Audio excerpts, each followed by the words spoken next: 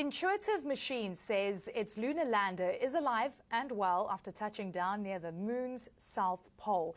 It's the first U.S. spacecraft to visit the moon in more than 50 years. Odysseus had trouble with its navigation system before the final approach. The engineers at Intuitive Machines had to come up with a last-minute fix to save the mission.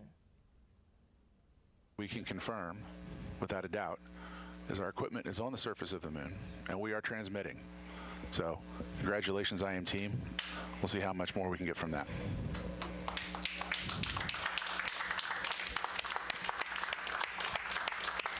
An excellent call from our mission director, Dr. Tim Crane. IM1. And over to our CEO, Steve Altemus. Yeah, if I could just pass on a few words to the entire team in Intuitive Machines at Superbab and here in the Mission Control. What an outstanding effort. I know this was a nail biter, but we are on the surface and we are transmitting. And welcome to the moon. Houston. Investors are also cheering on the successful landing. Intuitive stock has soared 22.11% today. Incredible rise there. Miles O'Brien is in Miami and he joins us now. Miles, incredible. I don't know why I get so excited when I see any visuals from Mission Control and you hear that audio and you get information. Super exciting, right? Yeah, Lainey, it's like a space nerd Super Bowl and they just won, and it's kind of fun to watch and it kind of puts you in their shoes a little bit. And I think we all go along for the ride a little bit. It's fun. It absolutely is. Look, it had to do an extra orbit around the moon, which, of course, kind of made everyone a little nervous before it actually started approaching the moon. But it hit the South Pole. And this is quite significant, right? I mean, this is significant in terms of what it means for, figuring out whether we can tap into that ice water at some point.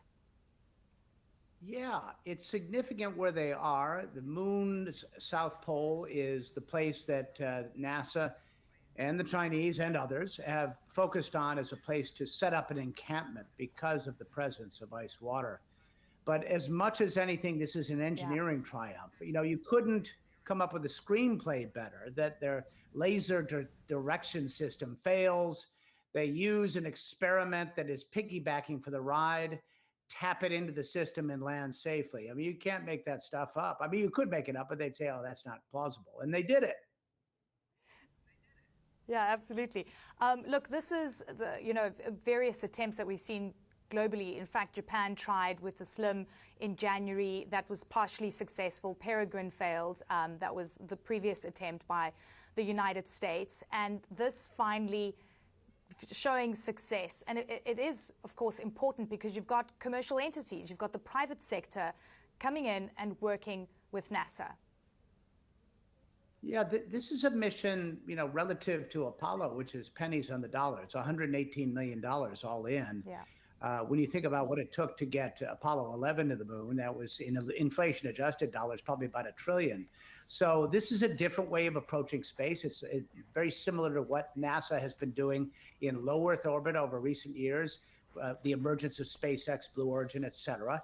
And why not take that philosophy and take it to the moon? That's the idea. And it requires, it can create some nail-biting moments. There's no question. But this kind of lean, mean approach apparently is on its way to success. And we're going to find out a little bit more later today to see how functional the spacecraft is. But we know it's on the moon, it's upright, and it's transmitting. That in and of itself, you can declare victory. Yeah. 50 years. It's taken 50 years, basically. I guess the question is, we've got better technology now.